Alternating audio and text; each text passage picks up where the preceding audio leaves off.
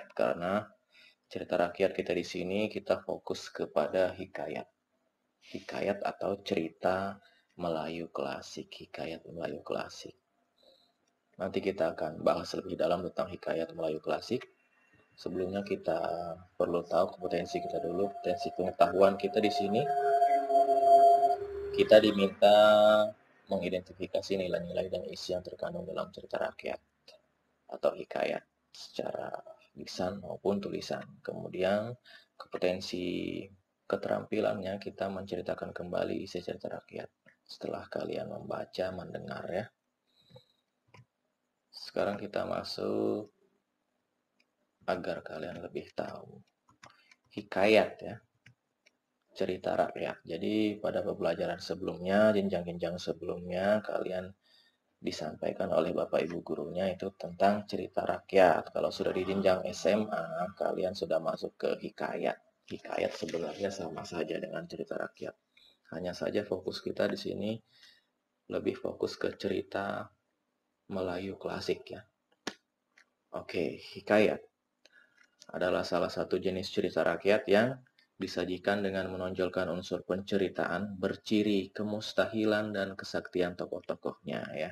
Jadi cerita rakyat dimaksud dengan hikayat ini adalah cerita-cerita yang ada isi kemustahilan dan kesaktian tokoh-tokohnya. Kalau kita hubungkan dengan materi-materi pada jenjang SMP ya atau SD, di situ kita disampaikan cerita dongeng, legenda atau cerita-cerita fantasi ya.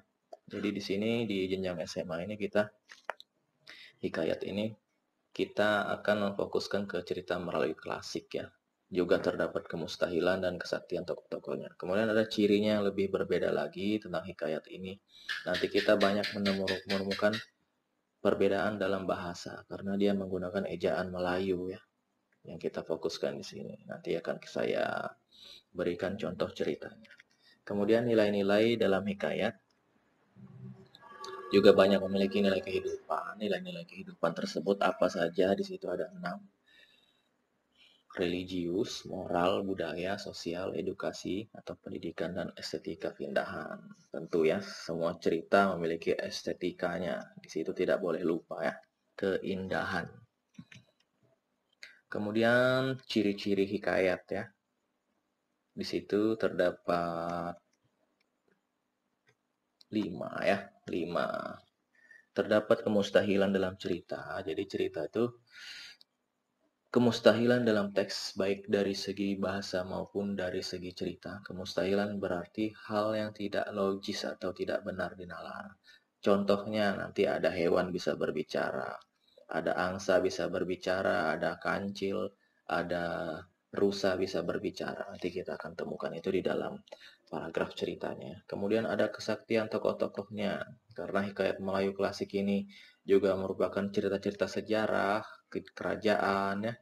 Kemudian di situ nanti ada tokoh-tokoh yang sakti, tokoh-tokoh zaman dulu ya. Misalnya pangeran, raja, mempunyai ilmu ya, kesaktian-kesaktian pada zaman lampau ya. Kemudian anonim atau tidak diketahui secara jelas pencerita atau pengarangnya. Bukan secara jelas lagi, memang kita tidak tahu karena yang namanya cerita rakyat, hikayat ini adalah turun-temurun dari mulut ke mulut, dari ibu ke ibu, dari dongeng-dongeng ya. Seperti itu. Jadi tidak ada penciptanya. Ya, mungkin ada, cuman kita nggak tahu karena tidak yang namanya cerita rakyat tidak boleh kita klaim ini ciptaan eyang saya, ini ciptaan nenek saya, nggak boleh ya. Karena itu berangsur turun-menurun ya. Turun-menurun dari mulut ke mulut. Bisa-bisa saja sudut pandang, ceritanya, alurnya itu dibuat berbeda-beda, tapi temanya sama aja. Seperti contohnya, si kancil anak nakal ya. Asal-usul kura-kura itu kenapa punggungnya bisa retak kotak-kotak. Nah, itu semua itu masuk ke hikayat ya. Masuk ke hikayat. Lanjut kita. Kemudian ada ciri istana sentrisnya. Maksudnya hikayat seringkali bertema dan berlatar kerajaan. Ini untuk hikayat loh ya. Khusus untuk hikayat, di situ tema dan latarnya adalah kerajaan pada masa-masa lampau ya. Kemudian juga menggunakan alur berbingkai, cerita berbingkai. Maksudnya alur berbingkai itu bisa kalian baca nanti supaya lebih jelas, bisa kalian pause ya.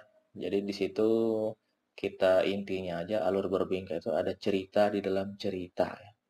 Contohnya seperti apa? Sifat cerita berbingkai. Selalu terdapat sisipan, umumnya bersifat romantik, banyak mengandung kiasan dan sindiran.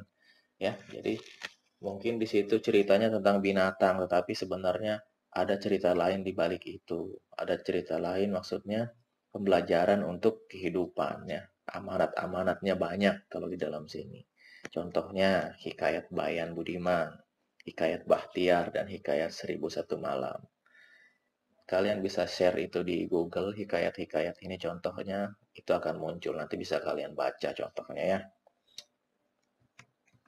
Kemudian ada unsur intrinsik dan ekstrinsiknya. Jadi semua cerita pasti ada unsur intrinsik dan ekstrinsiknya.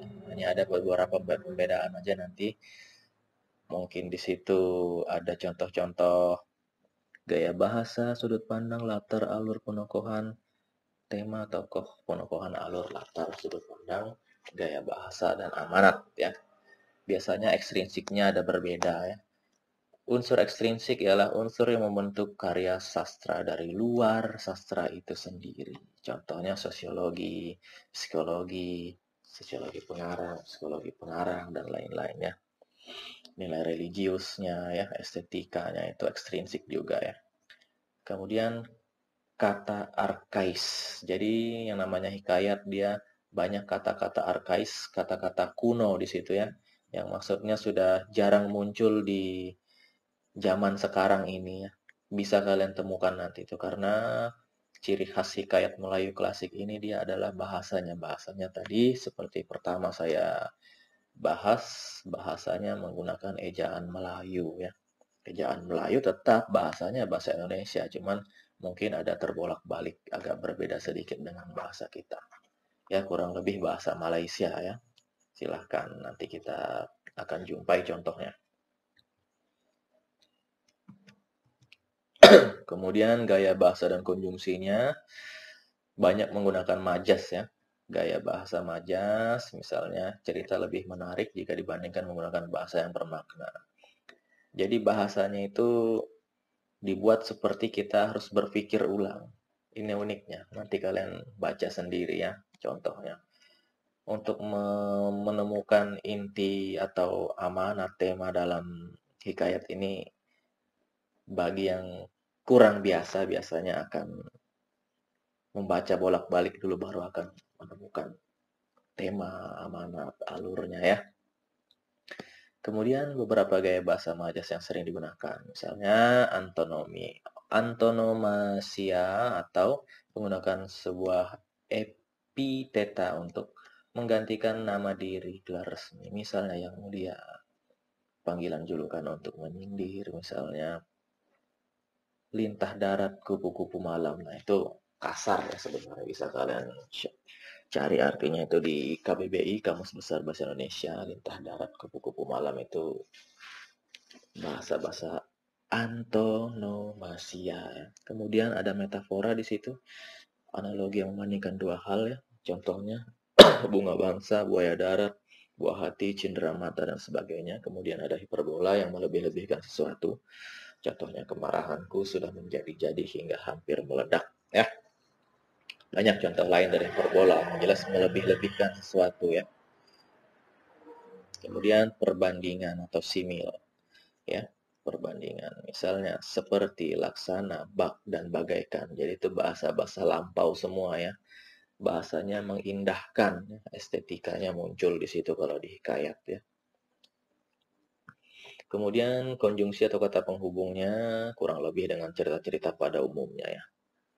Saya langsung fokus ke contohnya ya, ada pada, sebelum, lalu, ketika, selanjutnya, itu sama-sama. Kalau dengan cerita cerpen, cerita-cerita yang novel, pada roman juga sama. Biasanya karangan bebas juga pada umumnya. Ya, next. Nah, ini ada sinopsis dari Hikayat Bayan Budiman. Kalau kalian ingin membaca cerita Bayan Budiman secara utuh, kalian bisa share di Google. Banyak di situ cerita secara utuhnya. Ini hikayatnya Bayan Budiman, sinopsisnya aja ya. Jadi kalian bisa membaca sinopsis di sini, setidaknya kalian bisa tahu garis-garis besar ceritanya.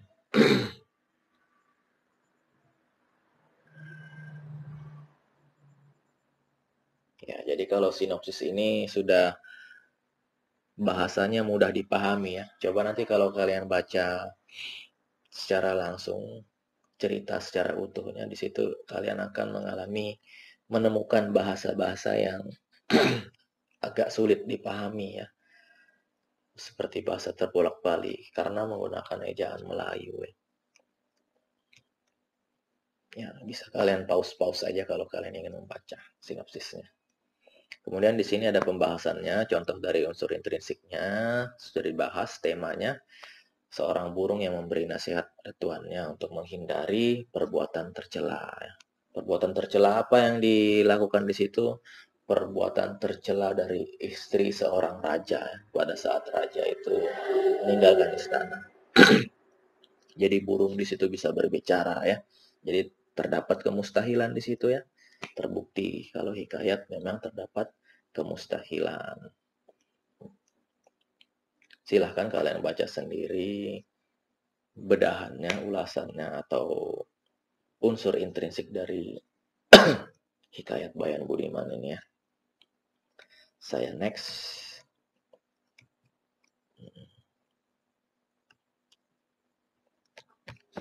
Hikayat Bayan Budiman. Hikayat Bayan Budiman itu contohnya seperti ini. Nah, ada di wallpaper depan tadi. Di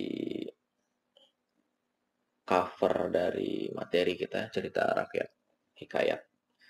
Jadi Bayan Budiman. Di situ dua burung ya. Ceritanya seru, silahkan kalian baca nanti.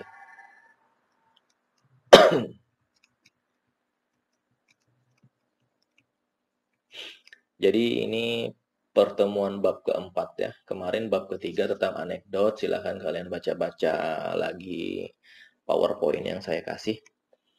Kemudian ini bab empatnya, silahkan kalian pelajari, tugas-tugasnya nanti akan saya susul di Google Classroom ya.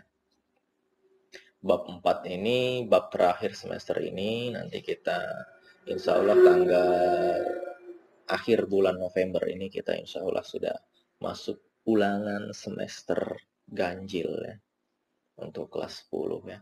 Silahkan kalian pelajari. Pertama tadi tentang laporan hasil observasi, kemudian bab 2 kita tentang apa? Laporan hasil observasi, yang bab 2 ada silakan kalian buka lagi ya. Kemudian yang bab 3 ada anekdot. Kemudian yang ini bab terakhir tentang cerita rakyat ya. Silakan kalian pelajari, nanti saya akan buat soalnya. Insya Allah soalnya pilihan ganda dan ada esainya. Mengenai mekanisme ulangannya, mungkin nanti kita lewat Google Classroom juga ya. Google Form, nanti saya buatkan Google Form-nya. Baik, terima kasih siswa-siswi dimanapun kalian berada. Tolong dipahami materi ini ya. Materi mungkin hanya sekali materi, silahkan kalian buka-buka lagi buku paketnya ya, yang sudah dibagikan kemarin dari Perpus. Silahkan kalian buka-buka sendiri, pelajari lagi.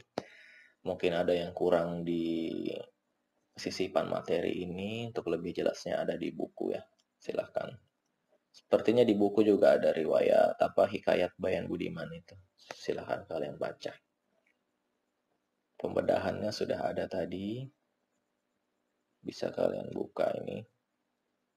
Sinopsis, ada pembedahannya di situ. Dari tema, alur, tokohnya siapa saja di situ. Ya, Khojan Mubarok, Khojan Maimun, Bibi Zainab, burung tiung dan burung bayan. Jadi burung tiung dan burung bayan di situ ya. tokoh utamanya binatang, tapi binatangnya di situ yang banyak bercerita ya, akan menasehati tokoh-tokoh orang yang ada di dalam cerita situ. Kemudian amanat seorang istri haruslah menaati dan berbakti kepada suaminya dan jangan gegabah pada saat diberi nasihat ataupun kritikan. Jadi di situ ada pembelajarannya, ada intisarinya, amanat ya, pedoman hidup di situ. Jadi kalau hikayat ini dia banyak berisi ke amanat ya. Baik siswa-siswi sekalian, terima kasih. Jangan lupa belajar supaya hasil ulangannya nanti baik ya. Sekian dulu dari saya. Terima kasih. Assalamualaikum warahmatullahi wabarakatuh.